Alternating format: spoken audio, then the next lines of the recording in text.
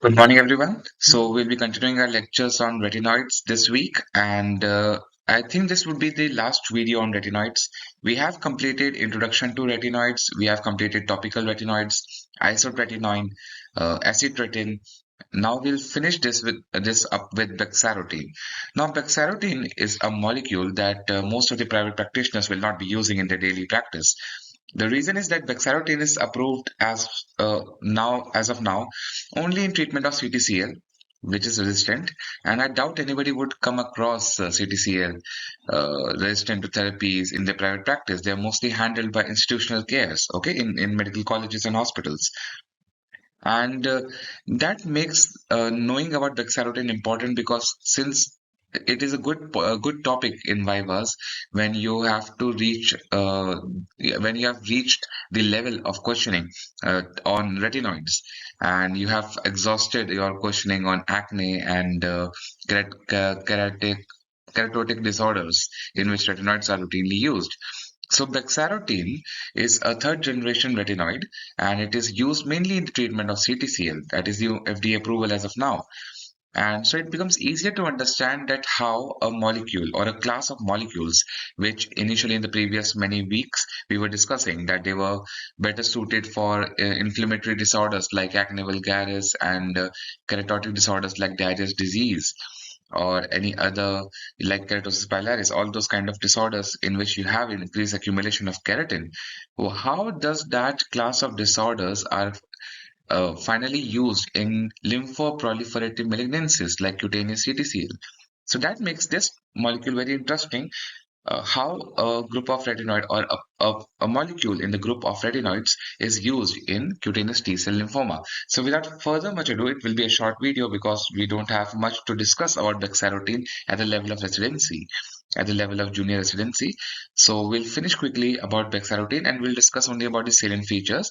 Since this is the last video in the series of retinoids, most of the topics or most of the aspects of retinoid which are shared by other retinoids, I'll skip through it. So it's better to go and see the video of Introduction to Retinoids, the first video in the series, and subsequent other videos, so that you can easily know what are the general common features of retinoids and how does bexarotene differ from them. Okay, so without much further ado, let's start our discussion on bexarotene. So as I've said, bexarotene is a third generation polyaromatic retinoid. What do we mean by that polyaromatic? That means you have these kind of multiple aromatic chains. So as we have said that the number of aromatic chains increases as we move from first, second, and third. The first generation has only one aromatic chain or the aromatic group, the cyclic carbon compounds. And as we move from first generation to second, third, and fourth generation, the number of the number of aromatic compounds keep on increasing. So bexarotene is a third generation polyaromatic retinoid. Bexarotene is a rexinoid. It is the first ever rexinoid. Okay, I don't know if there are other rexinoids, but if you know, just mention them in the comment section. Okay, now what is rexinoid? Initially, we have discussed that retinoids exert their function by action of two receptors, RAR and RXR. If any retinoid acts only on RXR, then the molecule is known as rexinoid. Okay, so the ligand for only RXR is a rexinoid. That means bexarotene action is mediated through RXR. Most of the previous retinoids like isotretinoin, acitretin, they all act through the dimers of RAR or RXR or the dimers of RAR and RAR if they are using the RAR RXR receptors. But bexarotene attaches itself only to the RXR, not the RAR. So that is why it is known as rexinoid or an RXR ligand. Bexarotene got its FDA approval in 1999 as a systemic agent for CTCL, which is not responding to at least one systemic therapy.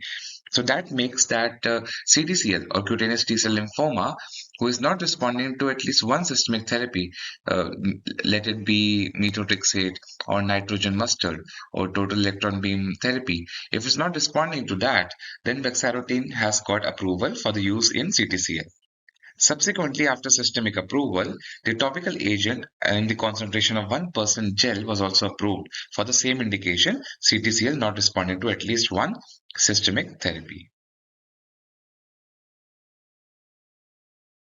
Bexarotene, like all retinoids, is highly lipophilic, so the absorption is increased with fatty meals. So remember that all retinoids are vitamin A derivatives, and vitamin A is a fat-soluble vitamin. Okay, if it's a fat-soluble vitamin, if you take it with fatty meals, it will be easily absorbed. So if you remember, and if you go back and see the video on introduction to retinoids, you will find that when the retinoids are getting absorbed from small intestine, they're absorbed in small fat globules known as micelles. Okay, let me just write it down. They're known as micelles. Okay, so you need to have a highly lipophilic compound for it to form or get engrossed in micelles and get absorbed.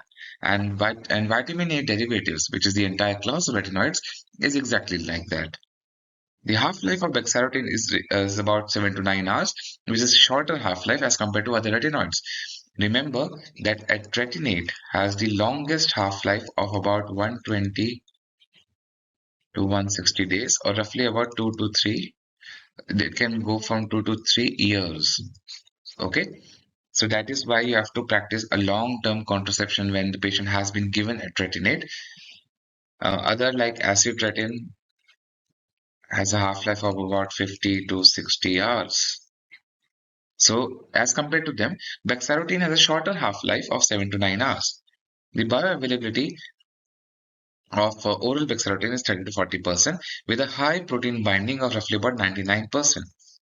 It is metabolized through CYP3A4 set of enzymes. Now, remember that any drug which will inhibit or decrease cytochrome P3A4 cytochrome P43A4 metabolism, they have a tendency to increase the levels of bexarotene. Okay, because they are blocking the enzyme responsible for bexarotene metabolism. So if bexarotene is increased, you will have more bexarotene toxicity. So we'll discuss about what is bexarotene toxicity subsequently. The excretion is through the hepatobiliary system by glucouronides conjugates in bile. So any fat soluble material or any fat soluble drug will get eventually destroyed in the liver and excreted through bile and feces, because these are the fat soluble mechanism of removal. But if the drug is majorly water soluble, the excretion will be through kidneys and urine. So that's just a general idea. Of course, there are exceptions, and there's no drug which is 100%, liver excreted, 100% kidney excreted. So that can always be there.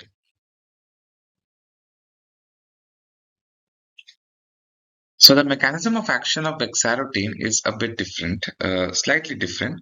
There is more emphasis on promoting apoptosis in bexarotene. Okay, promoting apoptosis.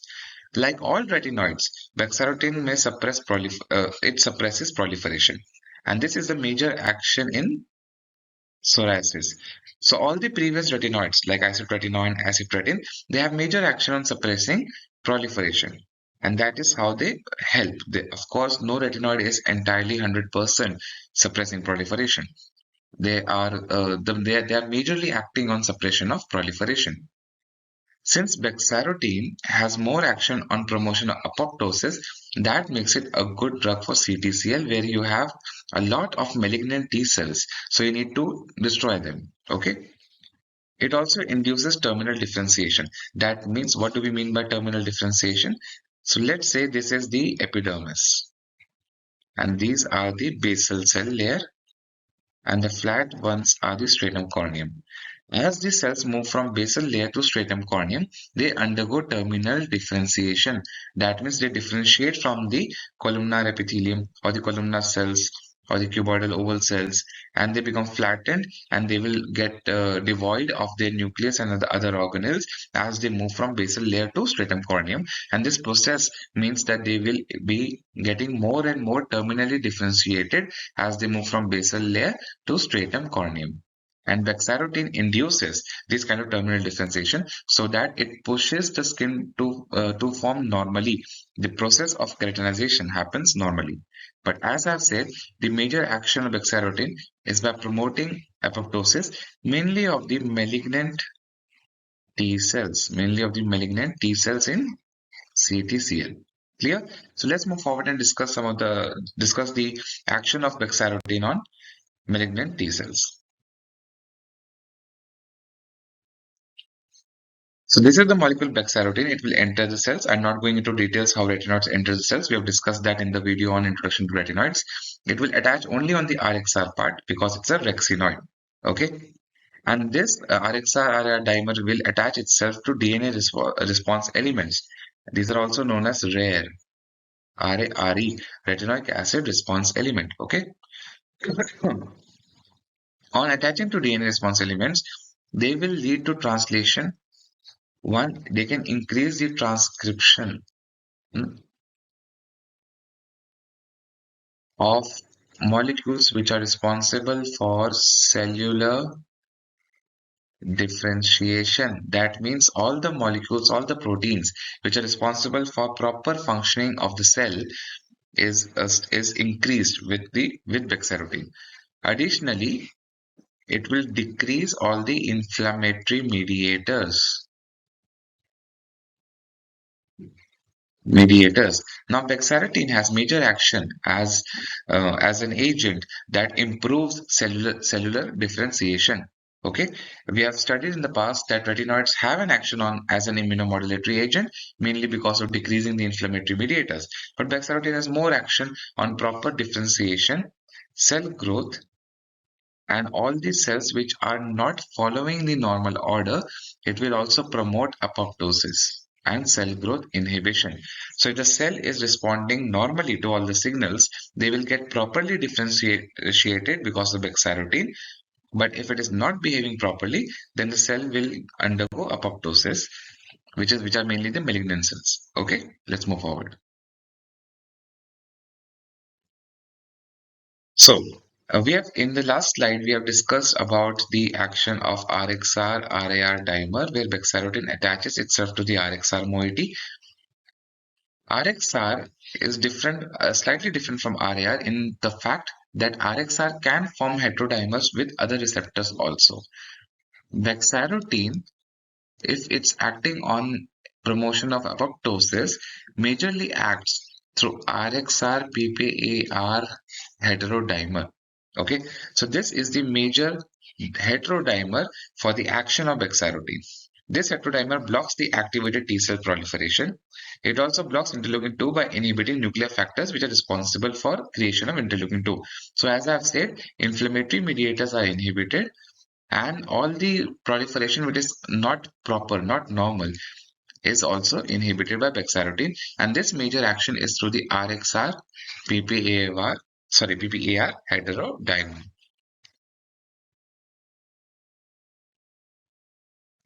Let's have a look about how Bexarotene actually induces apoptosis in all the cells which are not normally dividing. It decreases the gene or the protein survivin. Survivin is necessary to stop apoptosis, okay, or to make sure the cell doesn't undergo apoptosis, okay. If Bexarotene decreases survivin, the cell will be pushed towards apoptosis. Bexarotene can also cause activation of caspase-3, and this is a good is an important mediator of apoptosis. So the cell will be pushed towards apoptosis.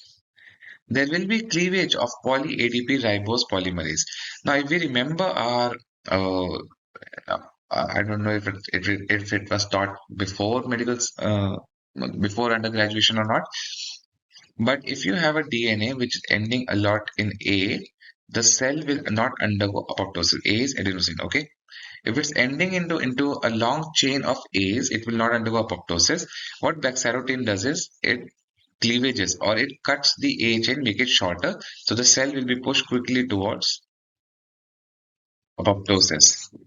The way a cell prevents itself into undergoing apoptosis is to keep on adding A at the end. And that adding A is the action of poly-ADP ribose polymerase. So the Bexarotene cleaves this molecule so that multiple A's are not added and the cell will be pushed towards apoptosis. Okay. Now, adhesion molecules like E-selectin and CCR4 are down-regulated because of Bexarotene. So what do we mean by that? Adhesion molecules like E-selectin and CCR4 are responsible for skin homing. Now, what is skin homing? Skin homing is the process by which inflammatory cells reach the epidermis. Okay, so we know that epidermis doesn't have T cell lymphocytes or B lymphocytes, but in inflammation, you see a lot of neutrophils, lymphocytes going towards the epidermis, and that is because of skin homing. Adhesion molecules attaches the inflammatory cells so that they can reach the epidermis. Adhesion molecules like E-selectin and CCR4, if they are downregulated, new inflammatory cells are not able to enter epidermis, and that is a very important action in CTCL where you have malignant T cells reaching the skin. So Bexarotene stops that migration of malignant cells towards the skin and leads to improvement. Bexarotene also modulates keratinocyte proliferation and differentiation, as we've already discussed, that it's a good agent to control terminal differentiation. So FDA approval was received in 1999 for CTCL, only for refractory and persistent CTCL despite at least one systemic therapy. So you may start treatment with Bexarotene initially, but the guidelines and the approval is only if it has failed the first systemic therapy. There have been multiple phase 2-3 trials are undergoing. The dose they use is about 300 milligram per meter square a day, but the dose is highly titrated depending upon two things, depending upon response of the disease and the adverse effects. Okay, so it is highly titrated. So in multiple studies, thus the data that I'm quoting is from one of the first studies of Bexarotene or CTCL, that about 71% of patients had a partial response, with a mean time for response to start about 27 days. The relapses were common on stopping the drug. The time of relapse was about 92 days after stopping. So Bexarotene is a good drug, started in the dose of 300 milligram per meter square per day, and the response takes about a month to act, and in about 3 months there is relapses were seen when the drug was stopped. I'll put this link in the description so that you can copy paste and look at the whole article and see that and read in detail about the action of Bexarotene on CTCL. So this is a good a good, you could say, a protocol or a flow chart on how you may start Bexarotene in CTCL. So you have to first start fibrate because hypertriglyceridemia is very common side effect of Bexarotene. We'll discuss that in detail, don't worry. You start Bexarotene at a lower dose, 150 milligram per meter square per day, for 2 to 4 weeks, and then gradually titrate it up to the full dose of 300 milligram per meter square per day. You start at 150, slowly over the course of 2 to 4, you start at 150 for 2 to 4 weeks, then gradually increase to reach the level of 300 milligram per meter square. You have to also start levothyroxine. We'll discuss the adverse effects at the end. Don't worry. You keep on doing the monitoring of the Bexarotene. Look at the patient at the end of 3 months. If the disease is still active, active means that the area of involvement is somewhat same, only slightly increased or decreased, but the plaques are still showing activity. So that is active disease. You may consider an increase in Bexarotene dose. If there is no response, you switch to an alternative treatment.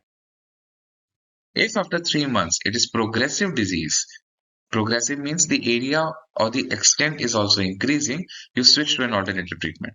Clear?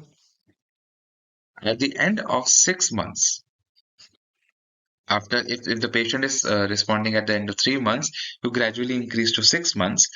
If at the end of 6 months there's complete response, you continue Bexarotene unlimited with optimal full dose for at least another 6 months.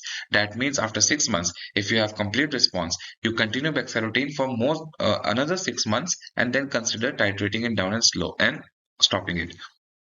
If there's a non-aggressive tumor, you taper the dose down, watch carefully for relapse and then stop. If there's aggressive before the treatment, you maintain full dose as long as the patient is responding and not developing side effects. Okay. Now, after 6 months, if there's partial response, you continue the therapy for at least another 6 months for non-progressive disease. But if there's progression, you switch to an alternative mode of therapy. So here we can add a box that if there is progression, you go for alternatives. Okay. If there's no further response, you add another therapy like POVA or interferon alphas or what's another narrowband can be added, methotrexate can be added. Okay.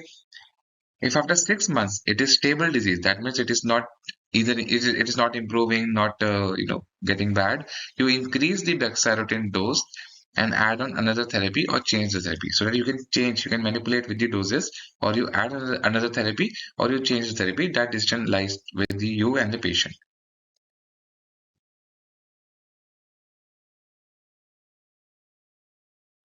No.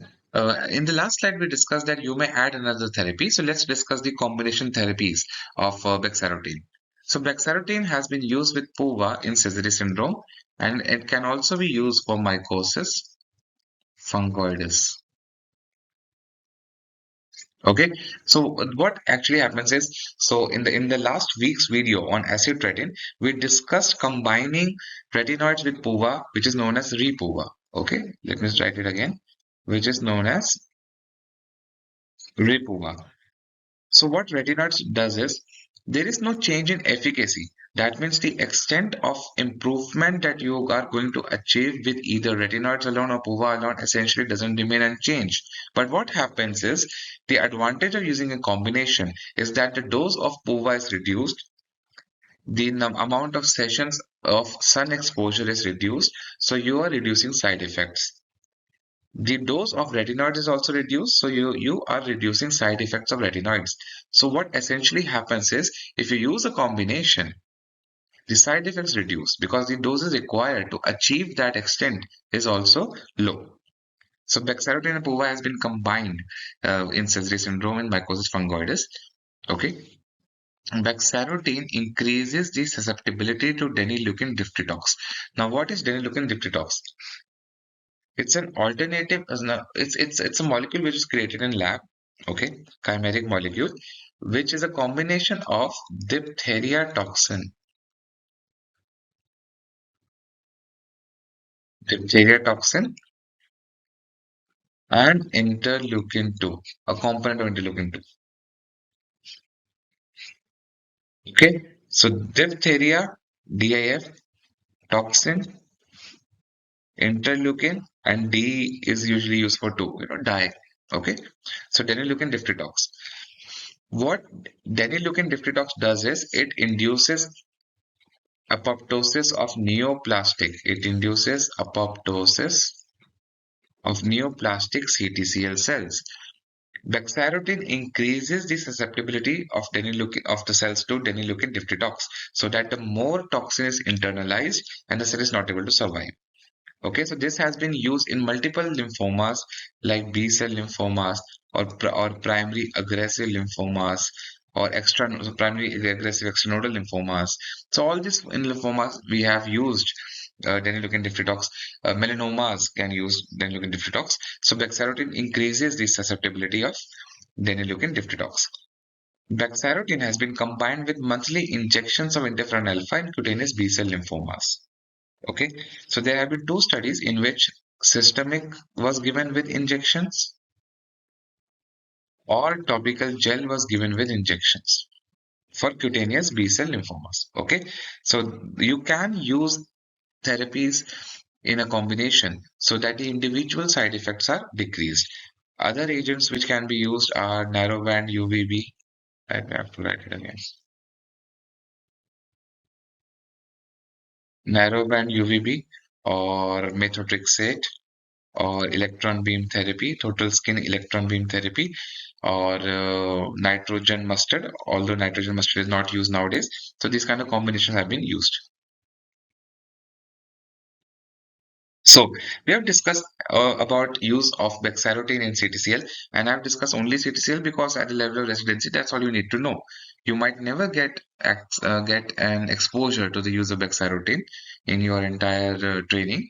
But since that is why I covered only one use of Bexarotene, you need not know. I'm just covering topics which are good for vivas. Okay. Adverse effect of hypertriglyceridemia is the most common lab abnormality with Bexarotene seen in about 79% of patients. Okay, it is that highly common. It is so much common that you have to start lipid lowering agents before starting therapy. You start at least 7 days before starting. 7 days before starting Bexarotene. That's how you do it. So the recommendation is that you advise the patient for regular exercise, diet management, get cholesterol under control, and you start lipid lowering agents, mainly statins and fenofibrate. Because hypertriglyceridemia can occur within 2 weeks of starting therapy. It is reversible after stopping. Of course, if let's say triglycerides are more than 500, you consider stopping the drug. So when you stop, it comes back to baseline. The most important part to understand is that increased triglycerides at the level of 800 to about 1000 can cause pancreatitis. And if pancreatitis happens, it's a fatal condition. So it is very important to keep an eye on the level of triglycerides if your patient is on Bexarotene. Another important aspect is that gemfibrocell, which is also in the fenofibrate class, inhibits cytochrome pathway. And I've told you before that if cytochrome pathways are inhibited, they will increase Bexarotene toxicity because Bexarotene requires cytochrome pathway to get metabolized. If that enzyme is blocked, Bexarotene will increase in quantity and there will be more side effects. Okay, so we need to understand that. So you may play around, you may increase or decrease the doses depending on what is the glyceride levels. But if it is more than 500, consider stopping, switching therapy to some other agent.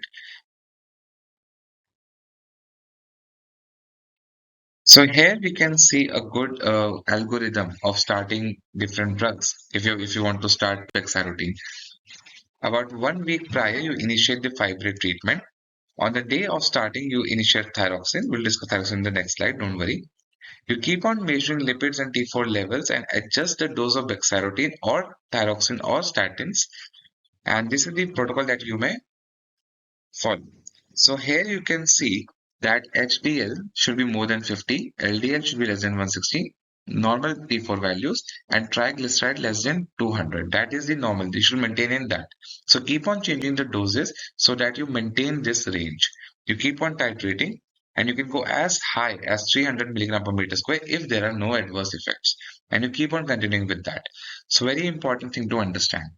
Every 1 to 2 months, you keep on repeating blood tests, look at the values, they should be roughly within this range, you continue the Bexarotene use. Clear? Let's move forward. No. Hypothyroidism is seen in about 80% of patients. Okay, in about 80% of patients, and it's more of a central hypothyroidism. So if in 80%, it becomes a major adverse effect. Anything, in my opinion, this is not a definition, but in my opinion, if any side effect affects more than 10% of the patients, it's a major adverse effect. So you need to know about it.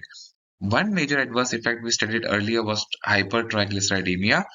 The second one is hypothyroidism, and these two are very commonly seen with Bexarotene. So much so, you start the treatment if you're starting Bexarotene. Okay, it's more of a central hypothyroidism. That means TSH, T3 and T4 all are reduced. Okay. So you need to have a baseline TSH and free thyroxine studies before you start Bexarotene and keep monitoring them in about 1 to 2 months. And make sure you adjust the dose of Bexarotene and thyroxine levels so that you maintain normal levels of T3, T4. Okay. So you start with low dose levothyroxine, let's say about 25 microgram or 12.5 microgram, but you may titrate the dose so that these thyroxine levels are in the normal range. So you do frequent monitoring to find about whether the thyroid levels are in range. Okay, they remain in range on Bexarotene therapy. Other adverse effects like transaminitis is less frequent. Okay, it occurs early, roughly in about 2 to 3 weeks, or in fact before that. It is reversible, but it is less frequent as compared to other retinoids like isotretinoin or acitretin. In that retinoids, you see very frequently patients developing transaminitis. Okay, hair and nail shedding, basically uh, arrest or decrease nail growth, increase hair shedding, which we commonly seen with isotretinoin, some to some extent with acitretin. Bexarotene also has that seen in about 2 months. It is also reversible, but not so much as isotretinoin. Not so much of hair fall as compared to isotretinoin. So hair may fall, and that is because of inducing apoptosis in rapidly dividing cells. Now, why does bexarotene induces apoptosis in malignant T cells more readily as compared to hair? I don't have the answer to that. I could not find any reference. If anybody finds it, please share with us in the comment section so that I can read. So the adverse effects like transaminitis, hair and nail lymphopenia, these are all less as compared to other retinoids. Lymphopenia was seen in about 43% of patients, and it's majorly because of decreased neutrophil counts.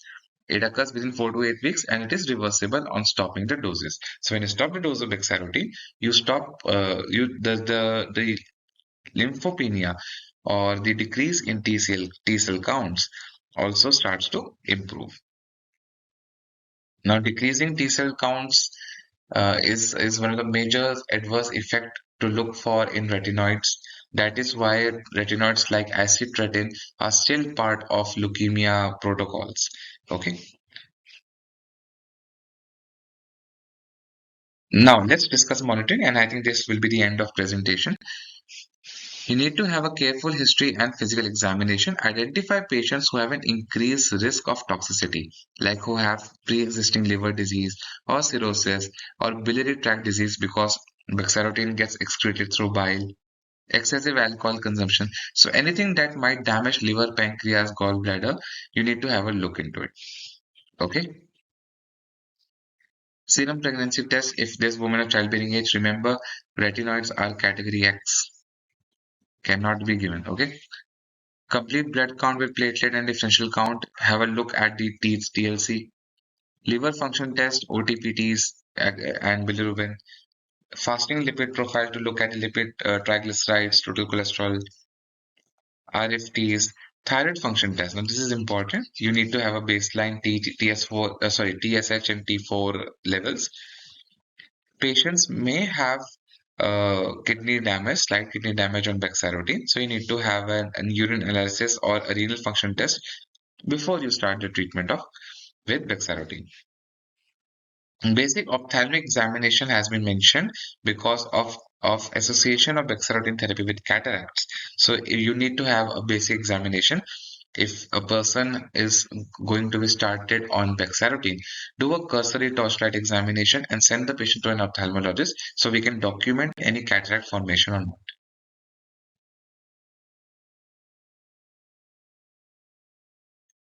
So after starting bexarotene, you have to do clinical examination. Clinical examination of the patient is at every 2 weeks for the first 4 to 8 weeks, then monthly for the next 3 months. Long term can be done in every 3 months. Okay, so every 2 weeks for 8 weeks. That means every 2 weeks for the first 2 months, then monthly for the next 3 months, then every 3 monthly subsequently. You need to look at clinical examination. You need to look at the extent of disease and the extent of response, because remember the protocol that if it is active disease, you shift to other modes. Sorry, you may increase the dose of bexarotene. If it is progressive disease, you shift to other modes of therapies. So we need to assess the activity of the disease in the patient on bexarotene. Assess any other adverse effects, side effects, if you can find features of hypertriglyceridemia, hypothyroidism, or look at the skin condition, if the keratinocyte proliferation is happening. Okay. Lab evaluation has to be done every 1 to 2 weeks until the lipid response to bexarotene is established. Okay. Dalgretine is just a name for bexarotene. That establishment usually takes about 2 to 4 weeks. So remember that lipid abnormalities occur in within the first 2 to 4 weeks. And so you need to keep a frequent monitoring on the glyceride levels, on the lipid levels, okay, so that you may know if there any kind of derangement is happening, and you take care by adjusting the dose of bexarotene or lipid lowering agents. So you need to have fasting lipid profiles monthly for the first 3 to 6 months, then every 3 months. Okay. Complete blood count to look at lymphopenia, LFTs, RFTs. Urine pregnancy test should be done monthly indefinitely till the patient is on bexarotene in women of childbearing potential. TSH you can do in, let's say, uh, every 2 months, 3 months, so that you can have a general trend if it's affecting the thyroid levels. Ophthalmic examination, because we know that there is an association of bexarotene with cataract.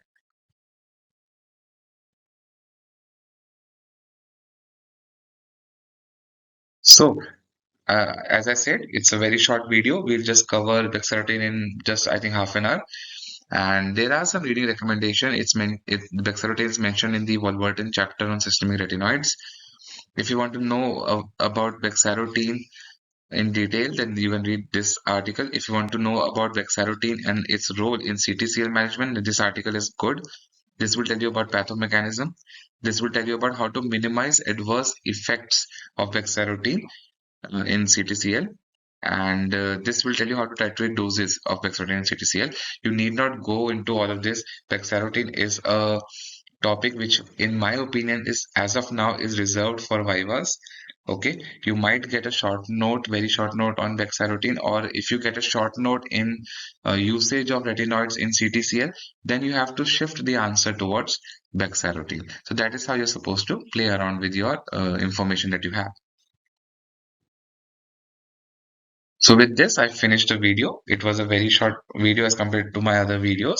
And the reason I decided to do a video on Bexarotene is because of its deviation from the normal mechanism of action of retinoids. So in the past videos, we have discussed isotretinoin, which has major action on sebum suppression. Then we discussed acitretin, which has major action on keratinocyte proliferation. And then we discuss bexarotene that has major action on CTCL and malignant T cell apoptosis. So using these three videos, we have actually covered in detail about the mechanism of actions of retinoids. If you go through these 5 videos, that is introduction to retinoids, topical retinoids, isotretinoin, acitretinoin, and bexarotene, you have learned nearly 80 to 90% of what you should know about retinoids. Rest you will learn when you're not able to answer questions in Viva. So you go back and read. That is how you learn in any kind of medical science. So just go through these 5 videos, and after these 5 videos, you'll learn a lot about retinoids. You'll be able to answer questions, write short notes. Okay, so with that, we end our series on retinoids. Thank you for staying with me and looking at these kind of videos. Any kind of comments you can put in the comment section, any doubts, suggestions, or queries. I do receive multiple emails, although this time I would like to request that it's better to put it as a comment section so that other people who are watching the video, or let's say if anybody watches this video next year, so they can go through the comments. Maybe they have the same doubts as you. So they can go through the comments, find out that yes, I was also having the same query, and this is the answer to that query. Because I do try to answer emails and comments, but sometimes emails get lost if I receive a lot of emails. Okay, so the better idea is to put it in the comment section so that I can answer them. Okay, any kind of doubts, suggestions, or regarding other topics can easily be sent to me. Or you can directly email me, although I prefer the comment section. With that, we'll finish this video on Bexarotene. I'm sorry I had to speak slowly because my throat is still recovering. I don't want to stress it. So, adios, bye bye, and enjoy your weekend. Bye.